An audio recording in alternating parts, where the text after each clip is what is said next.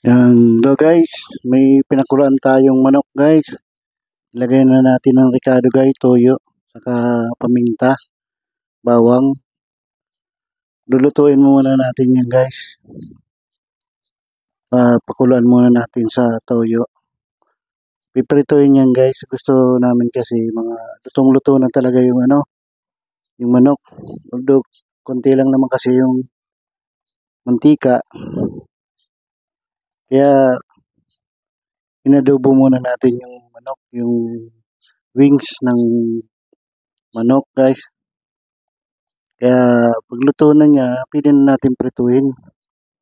Kasi yan kinasanayan namin na pagprito ng manok. Pinapakuluan muna.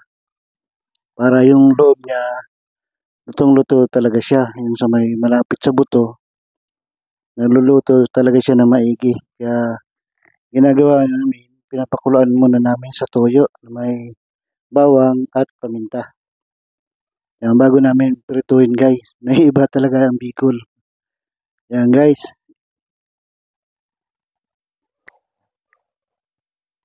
So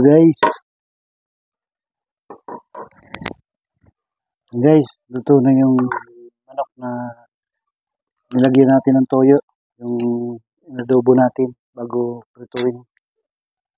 Yan po. Yan. Maragit na po natin sa chicken breading. Yan po.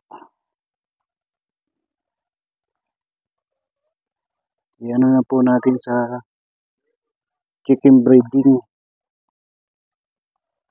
Yan.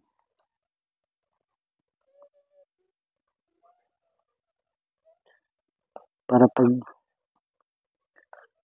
luto niya, lutong-luto po siya kasi ano na siya, i-adobo na natin muna bago natin pipirituhin. Yan po. Para yung chicken niya ay lutong-luto po yan. Kasi galing na sa adobo.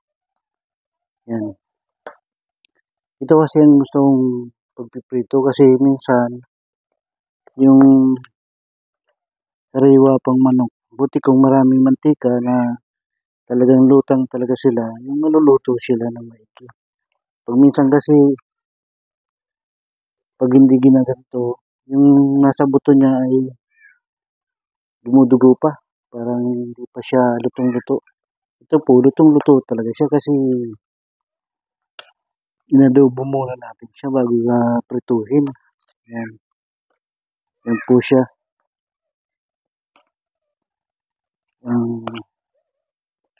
Para pag prito natin siya guys, lutong-luto na siya. Yan. Yan guys, oh. Mamaya, piprituhin na lang natin. Yan. Karaniwan kasi guys na pagpiprito ng manok, sariwa pa siya. Yung ito, inadobo muna natin bago natin prituhin. Yan guys, maya-maya na lang, pagprito na natin. Guys, lutuin na natin guys, ang pagprito ng manok guys. Yan. Dalawa-dalawa lang guys. Ito mo naman kasi, di ba sinasabi ko sa inyo, buti kung maraming mantika para lumog sila sa pag kunti, hindi maluluto yung Kaya minabuti natin i-adobo muna yung manok bago natin prituhin para lutong-luto ang manok. Yan guys. Yan. Masarap kasi guys pag ang manok lutong-luto. Wala kang problema pagkain kasi ang manok ay lutong-luto talaga siya. Mahirap kasi ngayon guys kumain ng mga karne na hindi luto na maigi, di ba? Masama sa katawan ng tao. Yan guys. Ang ating unang salang. Yan guys, so, luto na yung unang salang natin guys. Yan.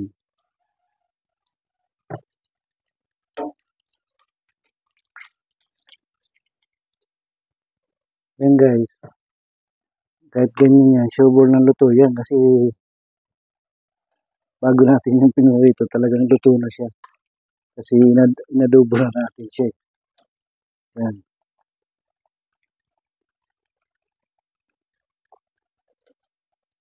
Yan.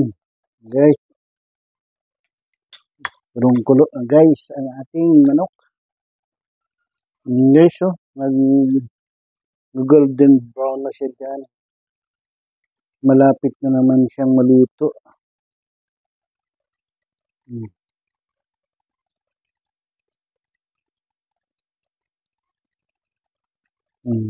Ganyan kami magluto ng puwetong manok. Fried chicken wings. Yan.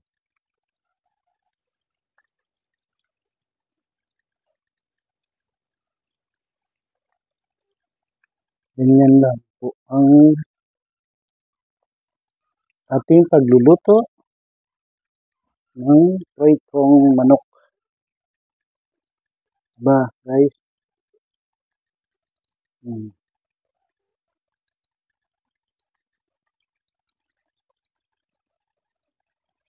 guys, malapit na naman siya maluto.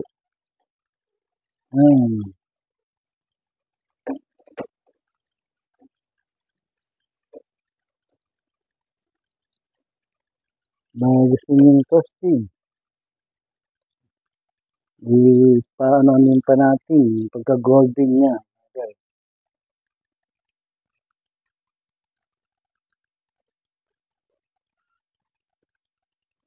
Yan, hanguin na natin ang ating pangalawa.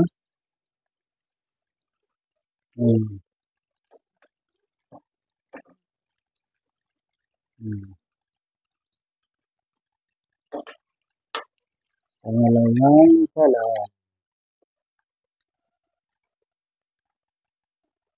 Yan. Yan guys. Lutuin na ng lutuin yan guys. Yan. Yung ulam naman natin kaya 8 piraso lang yan. Kasi tig-iisa lang yun. Yung tama lang talaga sa akin. Makakain lang ng pritong manok. Guys.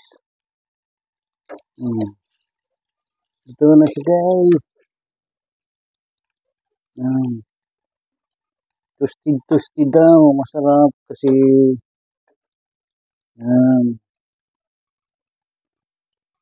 toasted. Yan masarap.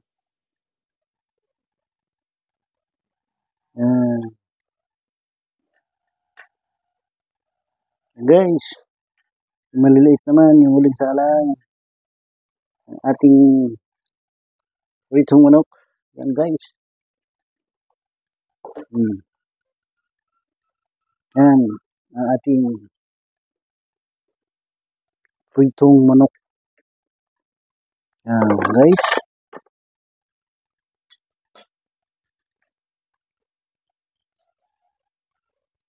Yan, madali lang manuto yan guys. Kasi yung ano yan, yung lilit lang malaman yan guys. Ito na ang ating ready product. Yan guys. Lutong-luto na siya guys ang ating pritong manok. Nandito na lang muna aking munting vlog. Maraming salamat po sa inyong suporta at panonood sa aking mga ginagawang video. Mag-iingat po kayo lagi saan man po kayo nandoon. At huwag niyo pong kalimutan mag-like and share and subscribe na rin po. At pakipindot na rin po ang ating notification bell para po updated po kayo sa aking mga ginagawang video. Hanggang dito na lang po ang aking munting vlog. Bye-bye!